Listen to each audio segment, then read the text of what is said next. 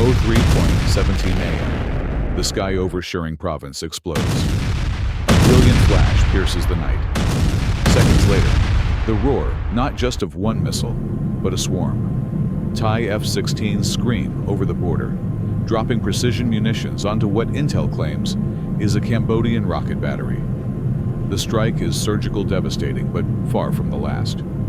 On the ground, chaos detonates. Cambodian manpads retaliate, catching a low-flying drone in a fiery death spiral. Thai infantry units scramble to reinforce forward outposts as Cambodian artillery rains indiscriminately near an ancient temple, now reduced to a smoldering relic of heritage and battleground. But then, radio silence. Thai command loses contact with an entire platoon stationed near the Laos-Vietnam corridor. A cyber attack or worse. And just like that, the momentum shifts. What changed in that moment that stopped an unstoppable force? The ripple. It's more than military. This moment fractures the region's fragile balance. Subscribe for real-world military simulations that matter. 03:45 a.m. Operation Twin Edge begins. Thailand's High Command activates a coordinated pincer maneuver, deploying the 3rd Infantry Division north from Suren Province, while elite mechanized battalions push from the southeast toward Otter Manchi, Cambodia.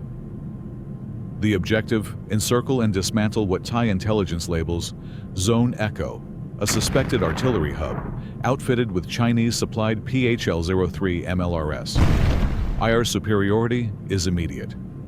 The Royal Thai Air Force unleashes waves of JS-39 Griped fighters, supported by F-16s, flying low and fast to evade Cambodia's short-range FN-6 manpads.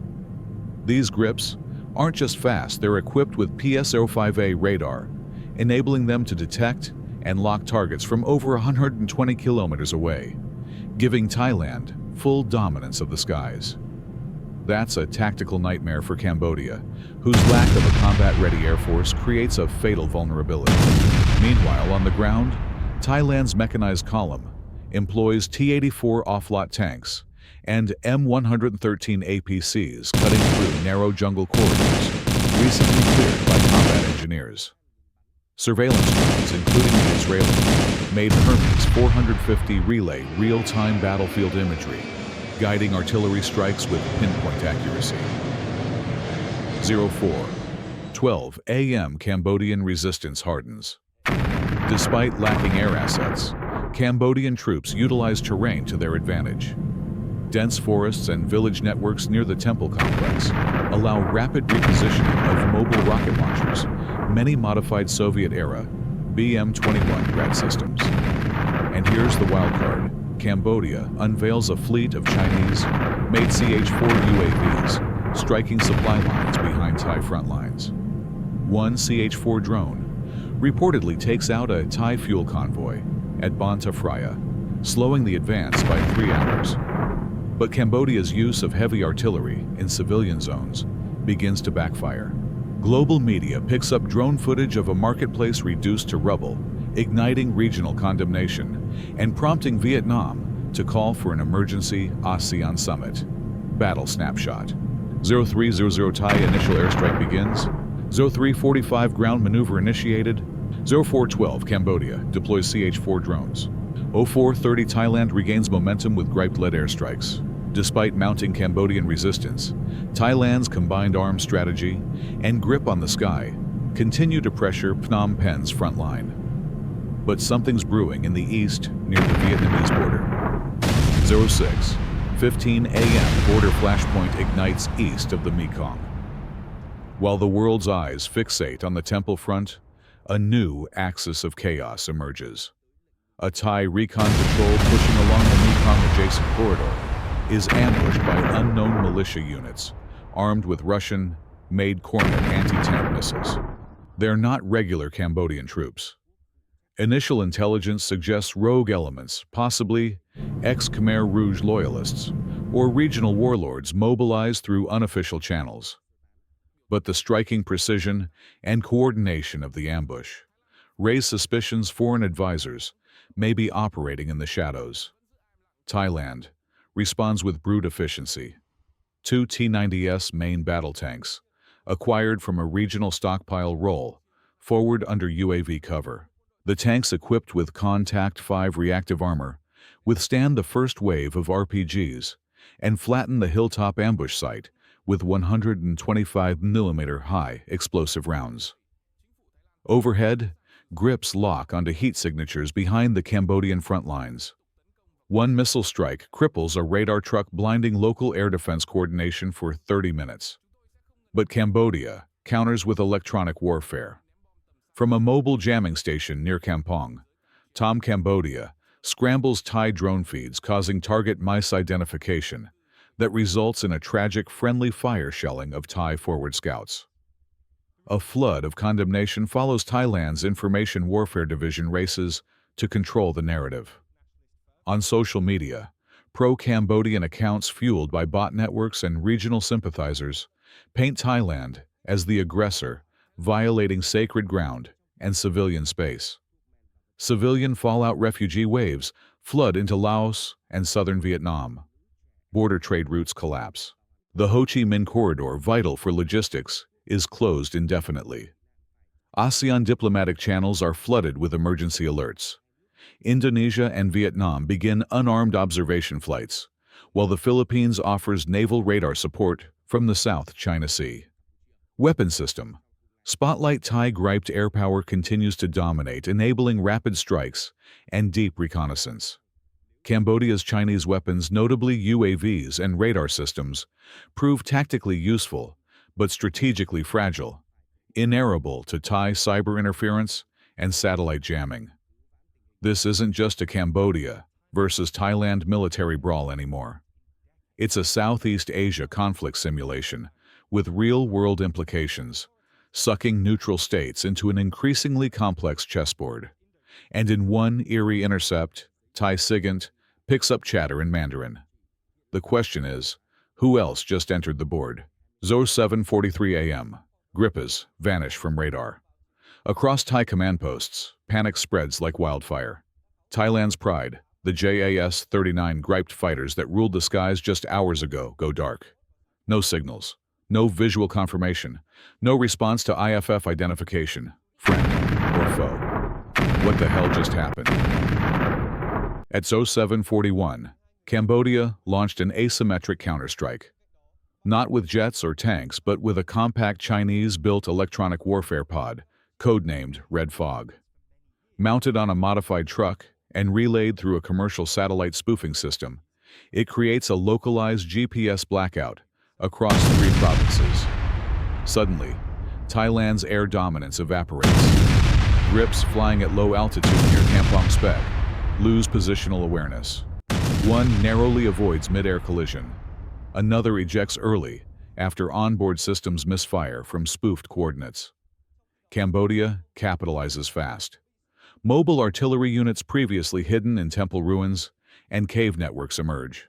CH-4 drones return this time, smarter, flying below radar thresholds and targeting Thai fuel and communication hubs. One drone strike knocks out a relay station feeding satellite intel to Thai artillery. 08:00 a.m. Thai ground forces stall. With drone eyes blinded and air cover unreliable, Thai infantry advance grinds to a halt. Even worse, friendly artillery begins hitting wrong sectors. Units retreat. Logistics strain under the confusion. Back in Phnom Penh, the Cambodian Defense Ministry broadcasts a national message. We are not the aggressors. We are survivors protecting what little we have left. It spreads like wildfire through regional media, even reaching Western outlets. Sympathy begins shifting. Meanwhile, Vietnam issues a warning: any further missile activity within 15 kilometers of its northern provinces will result in immediate countermeasures to safeguard its border. Strategic fallout, military strategy. Thailand-Cambodia begins shifting from high intensity to containment. Cambodia regains psychological initiative by proving it can disrupt high-tech assets. Thailand's reliance on digital command systems becomes becomes its Achilles heel. ASEAN military balance looks more fragile than ever. And now comes the twist. Satellite images show a convoy of unmarked vehicles crossing into Cambodia from southern Laos, escorted by motorized units, flying no national flag. Not every player on this board wears a uniform. 09:12 a.m. deep in the jungle near the Laos-Cambodia border. A Thai recon UAV zooms in on a convoy of matte gray trucks, each escorted by all-terrain motorbikes and flanked by militia formations in non-standard gear. No flags, no insignias. But one thing is clear. These are not Cambodian regulars. SIGINT intercepts a call in Mandarin-accented Khmer, referencing package J Delta now active. Thailand's National Security Council connects the dots: unmarked Chinese paramilitary contractors. Theories spiral. Are they advisors? Weapon tech specialists? Forward cyber teams? None are confirmed, but Cambodia's sudden jamming capabilities, precise UAV operations, and access to PLA-style battlefield doctrine. That speaks volumes. 09:45 a.m. Thai retaliation strategy pivots. With global optics worsening, Bangkok deploys a non-kinetic counterstrike cyber. Thailand's elite 5th Cyber Division targets the Red Fog jamming network, not with malware, but with electronic deception loops. Within 15 minutes, they inject spoofed coordinates back into Cambodian UAV relays. Result: a CH-4 drone turns mid-flight and crashes into one of Cambodia's own ammo depots near Siam Reap. It explodes in a fireball caught live on satellite feeds. Cambodia goes dark again. But the biggest twist comes at 11:22 a.m. Vietnam lands a peacekeeping drone squadron along its Lao-Cambodian border. Publicly unarmed, but visibly equipped with radar jammers and surveillance pods. This isn't just defense, it's a signal. If neither of you will de-escalate, we will hold the line ourselves. Meanwhile, ASEAN's emergency summit goes into session. Indonesia proposes a regional demilitarized zone. The Philippines calls for sanctions on any nation escalating beyond border protocols. Pressure mounts especially in Thailand to avoid looking like the aggressor. The unspoken question now looms: how will this alter the balance of power in Asia? Cambodia proved it can punch above its weight, using foreign tech and guerrilla warfare. Thailand's dominance is real, but vulnerable when facing unseen, asymmetric warfare. Vietnam just reminded everyone why it's the region's quiet stabilizer, always watching, always ready. 12:00 p.m. The gun's quiet, but the tremors remain. In just under 9 hours, a regional skirmish nearly spiraled into full-scale war. What began as a border dispute near an ancient temple now stands as a live fire lesson in 21st century hybrid warfare 1, with long-term consequences for Southeast Asia. Thailand's military advantage is undisputed. Their Thai-griped air power, advanced radar, and cyber doctrine enabled them to dominate traditional engagements. Cambodia's artillery suffered heavy losses, and its Chinese-supplied UAV fleet was thinned significantly by counter-electronic strikes. But this wasn't a clean win. The war footing strained Thailand's economy. Stock markets dipped 4.6% after rumors of a potential naval blockade in the Gulf of Thailand. Domestic protests flared up in Chiang Mai and Bangkok over civilian deaths near the front. Worse, Thailand's international image took a blow, appearing overly aggressive against a weaker neighbor. Cambodia, despite military setbacks, scored asymmetric victories. By leveraging Chinese weapons and asymmetric warfare, Phnom Penh exposed Thailand's blind spots. Red Fog didn't just jam radars, it jammed narratives. Cambodia positioned itself as the David resisting Goliath. Sympathy from several ASEAN nations, including Malaysia and Laos. ASEAN's credibility, however, took a hit. The bloc's inability to prevent the conflict revealed cracks in regional cohesion. Multiple nations now advocate for a standing ASEAN Defense Response Council, something previously blocked due to sovereignty concerns. Military strategy, Thailand, Cambodia, is now a case study across global defense colleges, especially in how Southeast Asia conflict simulations are no longer future hypotheticals. They're real, they're fast, and they're playing out under the world's watchful eye. Southeast Asia stood on the brink and blinked. The 2025 Cambodia-Thailand border clash was more than a firefight over ancient stones and jungle lines. It was a collision of legacy wounds, digital-era warfare, and unresolved power plays. And while the missiles may have stopped flying, the shockwaves continue to fracture old alliances and force new realities. The cost of escalation was brutal. Dozens of lives lost in hours, both civilian and military. Over 40,000 displaced along a border once considered secure. Economic paralysis across the Mekong region, threatening food supply chains and trade routes. Global investors withdrawing capital, fearing the next spark in Southeast Asia, may not stay contained. But in this chaos, one truth emerged. Strength without restraint is weakness in disguise. Thailand proved it could project power, but it also learned that dominance doesn't guarantee control. Cambodia revealed that resilience, when coupled with foreign backing and asymmetric tactics, can tilt the battlefield unexpectedly. And ASEAN faced its greatest challenge yet, and while unity was tested, it wasn't broken. Vietnam, Indonesia, and the Philippines reminded the region that neutrality isn't passivity. It's active peacekeeping in a world of escalating stakes.